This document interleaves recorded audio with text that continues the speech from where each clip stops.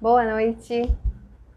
Vamos começar hoje uma série de lives sobre boneca, sobre a boneca na história, sobre a boneca e a criança e sobre a boneca na nossa cultura. Apesar de fazer bonecas, eu não vou fazer lives técnicas com pontos de costura ou com técnicas para você aprender a fazer boneca. O que eu quero fazer nessas lives é a gente compartilhar conhecimento teórico, é a gente entender o que a gente faz, como o que a gente faz atua no outro e como a gente pode melhorar. Acho que o conhecimento ele vai trazendo sempre novas portas e novas perspectivas para a gente, tá? Então hoje a gente vai falar sobre a boneca na história. Como é que esse objeto surgiu, né? Qual é a importância que ele tem, como ele passou durante séculos e séculos, como ele está hoje. É um objeto muito interessante porque a boneca ela se tornou um sujeito e ela acompanha a humanidade, né, em todas as suas evoluções. Então eu vou esperar só um pouquinho para dar um tempinho para as pessoas entrarem para o Instagram avisar e rapidinho eu já começo também. Boa noite, Rosana. Boa noite, Neia. Tudo bem? Fiz a minha colinha aqui, o meu caderno, porque a minha memória é de peixe, né? Não vou lembrar. Boa noite, Thaís.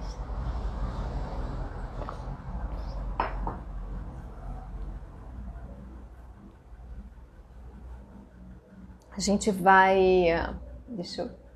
Boa noite, Rosana.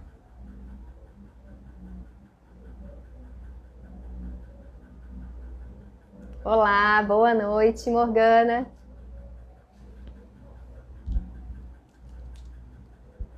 Essa semana e na próxima, a gente vai ter 3 lives por semana, tá? Nessa é segunda, quarta e sexta. Então hoje a gente vai ter, o tema é a boneca na história. Na quarta-feira é a boneca e a criança. E na sexta-feira, é delícia, né, Rosana? Muito bom. Boa noite, Thaís. E na sexta-feira a gente tem uma live da boneca na nossa cultura. Os temas da semana que vem eu ainda estou desenvolvendo. Estou pesquisando para saber o que vai ser legal eu poder trocar com vocês também, tá? Hoje, falando sobre a boneca na história, vou fazer um pequeno passeio rápido. Não vou ser a professora de história chata, vou falar bem reduzido sobre isso, tá? A boneca como surgiu. E vamos focar, quando a gente chegar já na Revolução Industrial, sobre a boneca de pano, principalmente. Porque a maioria de nós aqui produz bonecos de pano, né? Boa noite, Daiane, boa noite, diversos ateliês, boa noite, Silvia, Helena, bem-vindas, obrigada pela presença. Então, rapidinho, sem ser muito chata, eu vou falar um pouquinho sobre a história da boneca. Então, os primeiros registros que a gente tem de boneca convivendo com os seres humanos, eles começaram lá nas cavernas, tá? E a gente já tinha bonecas que nessa época elas eram usadas só com fins religiosos. Não era boneca para brincar. A boneca ela ficava restrita a sacerdotes, a feiticeiros, né? A essa galera. E aí, já no Egito, quando a gente chega mais ou menos 5.000 anos antes de Cristo, também acharam bonecas de madeira, de pedra, né, esculpidas, bonecas assim. Inclusive, elas foram usadas, elas eram usadas de forma mística, mas elas salvaram a vida de milhares de pessoas. Porque naquela época, quando o faraó morria, você enterrava todo mundo dele junto com ele, mesmo que estivesse vivo. Família, escravo, todo mundo ia pro túmulo junto com ele.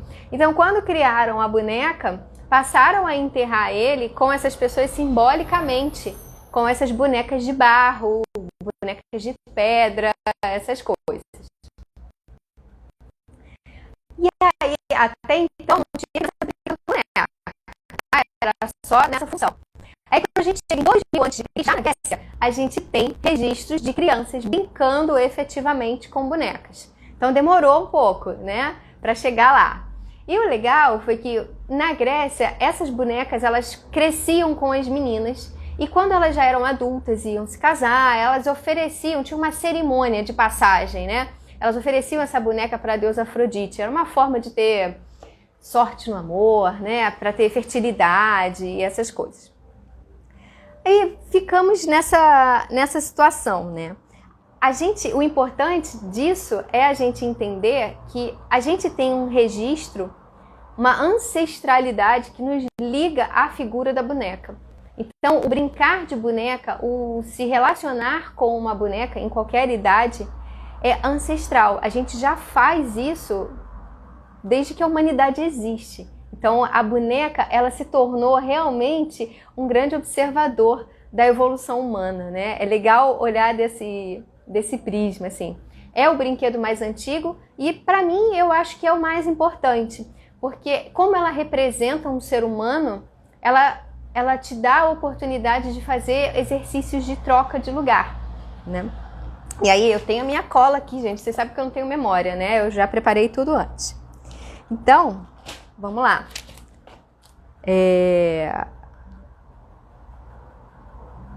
Aí lá no século XVIII, passou um tempo pra cacete. As bonecas, elas eram feitas de várias formas, com o que as pessoas tinham. Era madeira, era pedra, era tecido, era barro. O legal da boneca é que ela sempre foi democrática. Então ela sempre pôde ser criada de acordo, adaptada com uma cultura e com possibilidades de materiais, né? Sempre teve esse espaço, todo mundo podia ter boneca. Tanto quem era muito rico, as pessoas, nos faraós, eles encontraram bonecas que tinham enxoval. Era tipo a Barbie do faraó. A Barbie do Egito, ela tinha um enxoval, ela tinha roupas, ela tinha pedrarias, ela tinha várias coisas assim. Até as bonecas de graveto mais simples, né, que uma pessoa mais pobre podia fazer. Aí lá no século XVIII, a boneca, ela começou a ser fabricada em larga escala. Com a industrialização de tudo, fazer boneca ficou mais barato, mais simples e mais rápido. Então, a Europa, ela é o berço da bonecaria. É o lugar onde as pessoas focaram em construir bonecas e construir relacionamentos com bonecas. Vem de lá. Muito da nossa cultura técnica de fazer boneca, principalmente a boneca de pano, ela na verdade é técnica europeia de bonecaria, tá? Então é importante a gente saber entender, até para poder saber nomear o que a gente produz enquanto bonequeiro. A meia Barbie do faraó? Imagina, o faraó tem uma boneca, você acha que vai ser como? De barro? Vai ser incrustada em, sei lá, em pedras preciosas, né? Com roupas para trocar, com safiras. E aí, como a boneca começou a ser produzida em larga escala, óbvio, né? Tudo tem que ser vendido, né? Algumas regiões da Europa se focaram em determinados modelos de boneca. Então, por exemplo, em Paris, eles começaram a fazer as bonecas mais rebuscadas, mais cheias de detalhe, mais cheias de frufru. E as bonecas até então, elas sempre representavam adultos. Isso é uma coisa interessante. A boneca até então, até século XVIII, ela representava adultos. Não tinha boneco de criança, representando uma criança. Por mais que em alguns momentos a criança brincasse com a boneca representava uma adulta perua, cheia de detalhes e frufrus ali, de acordo com o poder aquisitivo de cada um. E aí, quando ela começa a ser produzida em larga escala em indústria, começam a variar um pouco nessa modelagem de boneca e variar materiais também. Mas a grande maioria ainda era produzida em cerâmica. Então era aquela boneca, quem já teve boneca de cerâmica? É aquela boneca que você pode brincar muito, né? Você vai dar uma boneca de cerâmica para criança, não vai durar muito tempo, que vai quebrar. Vai ser aquela boneca que você fica só olhando, que você não pode fazer uma troca mais efetiva. Aí eu entro na minha musa, e na verdade qualquer pessoa aqui que faz boneca de pano, principalmente se for inspirada em técnica europeia, como as Waldorfs, tem uma musa que se chama Caté Crouzet, tá? K-A-T-H-E-K-R-O-S-E, Caté Crouzet. Essa mulher maravilhosa, o que ela fez? Ela já de saco cheio, ela tinha um monte de filhos, acho que 6 ou 7. Ela já no Natal, saco cheio de ver essas bonecas que eram vendidas de cerâmica, bonecas duras, bonecas frias, bonecas que as crianças não conseguiam se relacionar muito bem, porque, né, vai abraçar uma boneca de cerâmica cheia de frufru. É difícil para uma criança pequena, né? É difícil criar vínculo, é difícil ter essa situação. E aí ela resolveu dar para a filha dela de presente de Natal uma boneca que fosse mais infantil. Uma boneca em que a filha pudesse realmente ter vínculo, pudesse brincar, abraçar, dormir com ela. Procurou, bateu perna, não achou nada. Pessoa inquieta resolveu o quê? Que inventar o raio da boneca. E aí ela fez uma experiência com batata, areia e pano. E aí ela fez uma boneca macia, bem simples, bem rudimentar assim, e deu para a filha no Natal. E foi um sucesso, assim, a menina se ligou à boneca de um jeito incrível, ficou apaixonada. Ela viu a troca afetiva que a criança podia fazer com a boneca. Claro que essa boneca que ela fez estragou, né, gente? A batata apodreceu. Depois que a batata apodreceu, ela foi buscar formas de fazer essa boneca de tecido mesmo. Tecido, areia, essas coisas todas. Oi, Aparecido, boa noite. E aí, ela fez uma boneca pintada, com o rosto pintado e o corpo macio, com areia e lã. Que era o material que tinha ali, né? Não foi nada pensado, planejado desse tipo de material. Era o recurso que tinha no momento. A filha amou, as crianças amaram e as pessoas ao redor amaram esse tipo de boneca. Porque a criança via uma criança e era um boneco que ela tinha acesso. Era um boneco que ela podia se relacionar. E as pessoas começaram a pedir para ela fazer para os seus filhos também, né? Porque você não encontrava na loja. Na loja você tinha a boneca de biscuit, que era aquela boneca, né, a drag queen montada, cheia de detalhes e babados e rendas e frufrus. E aí, essa produção caseira dela, que ela fazia na casa dela, cresceu assim, né? As pessoas foram no boca a boca porque ali tinha aquela boneca. Começaram, inclusive, a copiar essa boneca dela. E aí, como eu falo que eu adoro ela, é que ela é a primeira mulher na história a ter entrado na justiça. Imagina, século XVIII. Ela entrou na justiça contra o plágio. Estavam copiando a boneca dela, fazendo, né, igual e dizendo que era boneca estilo Caté Cruzet. E ela disse que era, inclusive, de péssima qualidade, que se fosse boa ela nem reclamava, mas estavam usando o nome dela e fazendo bonecas de péssima qualidade. Esse processo ele se arrastou por anos e anos e ela foi a primeira mulher que entrou na justiça e conseguiu ganhar um processo por plágio, por cópia de algo, né? Então ela tem esse registro também histórico além desse outro todo. E ela fez, e aí ela começou a levar essas bonecas que ela fazia para as lojas. Ela era alemã, né? Então naquele momento lá na Alemanha, no século XVIII, acabou que calhou historicamente com ser um momento em que a educação progressista estava chegando, a galera tinha acabado de descobrir o que era infância, estavam tentando conceituar, porque até o século XVIII, infância não existia, criança era um mini adulto, né? Começou a ficar em pé, começou a ter autonomia, já começava a trabalhar. Não existia esse lugar da infância de tantos anos, uma educação especial, uma atividade especial. A criança, ela não era nada, ela estava ali atrapalhando, dando despesa e tinha que trabalhar, né? Então, teve uma conexão ali das pessoas estarem tentando pontuar o que era a infância, estarem buscando coisas específicas para crianças, dela ter ligado isso também e ter feito. Então, ela começou a oferecer para as lojas e as lojas começaram a comprar essa boneca dela e colocar para vender. Até que tem uma feira de brinquedos, que existe até hoje, uma feira muito tradicional na Alemanha, que ela resolveu participar dessa feira. Ela era muito visionária. O negócio dela tem mais de 100 anos, né, gente? Ela é incrível. Por isso que eu falo, quem faz boneca de pano tem como ídolo a Caté Cruzet. É que vocês não sabem dela, é por isso que eu tô aqui falando dela, né? E aí, ela foi para essa feira, levou as bonecas para vender e, cara, a feira é internacional. Ela fez pedido para o mundo todo, para a Europa toda e para os Estados Unidos. Isso lá em 1905 foi quando ela começou essa produção. Então você vê, até então a gente não trabalhava com o conceito de boneca representando criança para crianças brincarem. A boneca ela tinha um conceito religioso, muitas vezes, né, desde o início, e ela representava adultos. A criança, ela passou a ser vista, a valer alguma coisa, né, recente na história, não é? Se a gente olhar na nossa linha do tempo, né, o século XVIII foi ali, né, deu 2 topadas, chegou nele, foi rápido. Agora, o caminho que construiu até ele, onde a criança não era vista, onde a infância não era valorizada, é imenso, né? A gente lida com isso. E aí ela fez... Deixa eu ver, senão eu esqueço. Se eu vou falando rápido, eu vou esquecer. E ela fez um puta sucesso.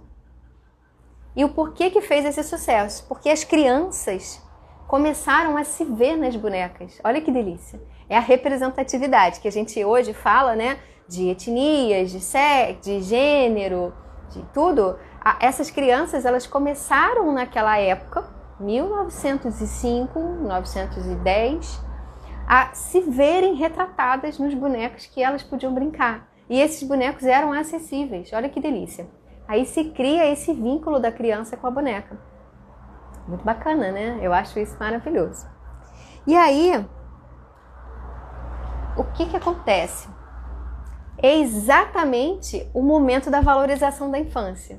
Olha como a boneca, ela consegue estar sempre no lugar certo, na hora certa. Eu acho sensacional isso. Ela traz, é claro que, né, conforme a Revolução Industrial foi crescendo e tomando força, quanto mais consumidor, melhor, né? Então, para mim, esse olhar carinhoso da infância, esse olhar de querer dar lugar para a infância, está muito baseado também no criar mais uma gama, uma fatia imensa de consumidores, né? Porque o que a gente vende até hoje não deixa de ser um bem de consumo, né? É algo que as pessoas compram. Mas, quando a gente consegue aliar o conhecimento e o propósito, a gente consegue transformar esse objeto em sujeito. E é muito bonito nesses 12 anos que eu trabalho com boneca, quando eu eu conheço alguém e a pessoa me pergunta o que eu faço. É uma pergunta que eu odeio, detesto. Você nunca viu a pessoa na sua vida, você vira para ela e fala assim, o que você faz? Eu não gosto, por quê? Porque ela é uma pergunta que te limita, porque ela é preconceituosa. Quando a pessoa fala, você já encaixa ela numa caixinha. E você começa a desenvolver uma personalidade para ela a partir da sua própria cultura. Então eu nunca faço esse tipo de pergunta e também detesto que me façam. Mas eu respondo. Para mim é um pouco difícil porque eu tenho várias atividades, né? Então eu escolho a que eu acho que vai combinar melhor ali com a pessoa e com o momento, para encerrar logo o assunto. E quando eu falo para algumas pessoas, eu falo, eu faço boneca. Cara, os olhos brilham, sabe? Como assim você faz boneca? Parece que eu faço ouro. É um negócio imenso. Por quê? Porque a boneca para aquela pessoa tem uma ligação afetiva. Ela construiu na infância dela, né? E na vida adulta também, porque algumas pessoas vão ter a infância na vida adulta. A gente sempre pode ter a segunda infância ela depende da gente, né? E não dos adultos. Nós somos os adultos para nos dar essa segunda infância. E ela cria uma conexão, a boneca ela faz isso, ela cria uma conexão de afeto muito grande. Então, de repente, a pessoa já começa a falar comigo como se eu fosse amiga dela, como se ela me conhecesse, pelo simples fato de eu fazer a boneca.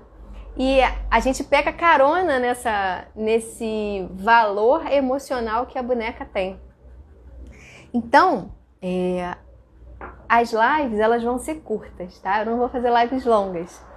Agora que a gente chegou nesse momento da criança, da infância ser reconhecida, da gente ter uma produção de bonecos com, óbvio, né, visão comercial, mas voltado para representar crianças. Isso cria uma valorização muito grande, né, porque tem uma representatividade. Na quarta-feira eu vou falar sobre a criança e a boneca, sobre esse vínculo, sobre como a boneca atua na criança e como a gente pode ajudar para que esse encontro gere frutos incríveis, né? Porque para mim a coisa que melhor define a boneca para a criança é o treino social. Porque a boneca na criança, ela estimula o cuidado, que para mim é o que a gente mais precisa estimular na cultura, na vida em geral, na humanidade. Porque quando a gente consegue olhar para o outro com cuidado e exercitar esse cuidado nas nossas relações, sejam elas quais forem, a gente faz a vida um pouco melhor, né? A gente tem relacionamentos que são mais humanos, mais generosos, mais cuidadosos. E isso é o que faz a diferença. Então, sobre a boneca na história, eu dei uma pincelada agora. Já acabei, já vou encerrar. Só quero saber se vocês querem perguntar alguma coisa. E na quarta-feira eu volto para falar sobre a boneca na infância, a boneca com a criança, sobre esse vínculo aí amoroso, afetivo, que mudam muita coisa, que marca para sempre, porque a boneca ela consegue fazer isso. Eu conheço famílias que têm a mesma boneca que vai passando de geração, né? As pessoas se identificam e têm um relacionamento mesmo afetivo com a boneca, né? Isso na quarta. E na sexta-feira eu volto para a gente falar sobre a boneca na cultura. É muito interessante isso. Quando eu me deparo com pessoas que não têm filhos ou têm filhos principalmente meninos, né? E as pessoas perguntam, mas essa coisa de menino brincar com boneca é um absurdo, é não sei o que, não sei o que, não sei o que lá. Então, quando eu explico para eles, mas por que uma criança tem que brincar com boneca? Eu falo, porque a boneca é o treino social, ela ensina o outro a cuidar. Olha a sociedade que a gente vive, olha o mundo que a gente vive, o que mais falta? Cuidado com o outro. A boneca serve para isso. E quando eu consigo falar isso e a pessoa me escuta, eu sinto que cai uma ficha e uma criança é liberada para brincar com boneca, principalmente um menino. Que isso não tem a ver com... Nessa parte da boneca com a cultura, a gente vai ter que, inclusive, olhar para essa construção de gênero que a gente tem. Por que só as mulheres cuidam, né? Todos deveriam cuidar, tanto homens como mulheres. Então, essa semana a gente vai ficar nesses 3 temas, tá? Diversos... Gostou, Thaís, também? Ai, que bom! É uma pincelada rápida, né?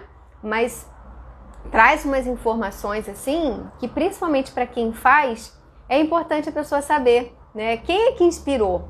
Quem me inspirou a fazer o que eu faço bonequeiramente? Bonequeiramente foi a Caté Cruzet, que é incrível. E o negócio dela é incrível porque ela passou por 2 guerras. Sabe o que é você fazer boneca em 2 guerras? Então ela fez, passou o tempo, os filhos assumiram, ela morreu e hoje, atualmente, a pessoa que acabou ficando com a fábrica é uma menina que era apaixonada pela boneca Caté Cruzet que tinha, né? E quando soube que os filhos da Caté Cruzet já estavam também morrendo, né? São muitos anos nisso.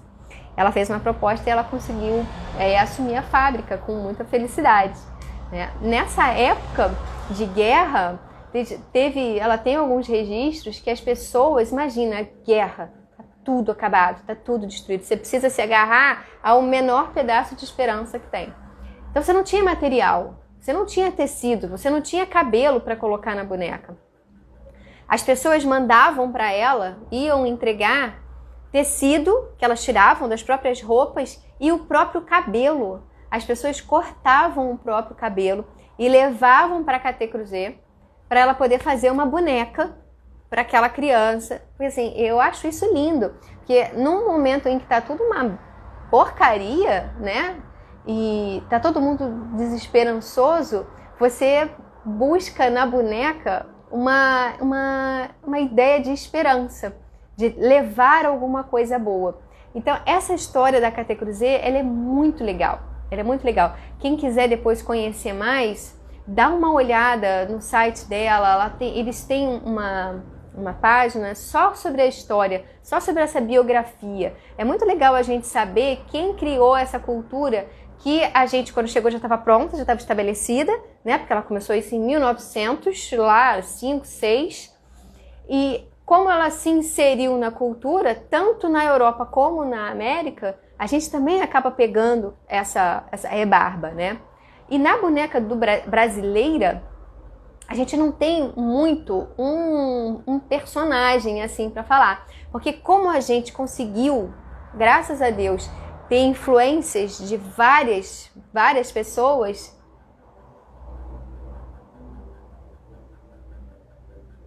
Delícia, Silvia. Ah, é isso. É a boneca feita à mão, né? É feita com cuidado. É a boneca que vai trazer que ela não é só um produto. Ela tem uma história.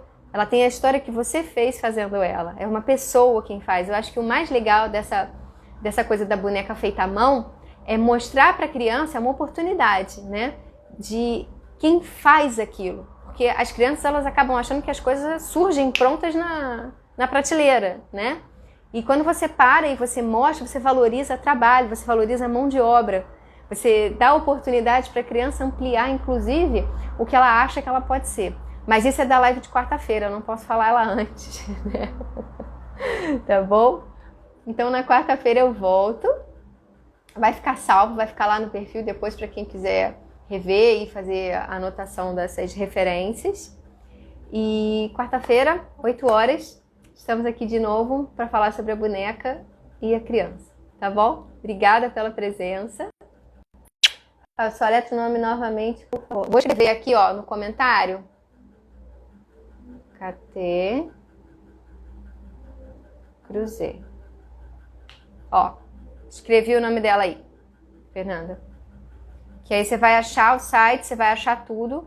E é legal, sabe? Quando você começa a ver... É uma inspiração, né? A gente tem sempre que buscar pessoas que conseguiram realizar aquilo que a gente gosta para poder se modelar nelas. Eu me modelei muito nela. Do quanto ela até hoje mantém... O espírito inovador dela se mantém na fábrica. Ela já morreu tem muito tempo, mas esse espírito inovador se manteve. Então é bem legal, porque você vê que tem uma modernização, uma ampliação de produtos, de bonecos. Por quê? Porque tem que se adequar à cultura, né? A valores, a tempo de produção, a poder atingir mais pessoas. Então a gente tem essa coisa toda. Eu estava falando da boneca no Brasil, que a gente não tem um ponto específico, porque a gente teve influência de diversas culturas, né? O Brasil, ele é super miscigenado. Então a gente tem boneca feita com técnica e cultura de vários lugares. Então a gente não tem muito uma boneca para padronizar e falar assim, essa boneca aqui é a boneca brasileira, né? É a boneca que é feita aqui. Que até a que é feita aqui, se a gente for olhar, ela veio com umas influências também de outras pessoas que vieram e trouxeram para cá, tá? Então, vamos construindo aí a história. A gente faz parte dessa construção, né? A história a gente constrói ela todos os dias também com o que a gente coloca, com o que a gente gera, com o que a gente coloca de informação, com o que a gente coloca de produto, tá bom? Beijo, obrigada, boa noite. Quarta-feira, às 8, a gente volta para continuar o assunto, tá bem? Tchauzinho.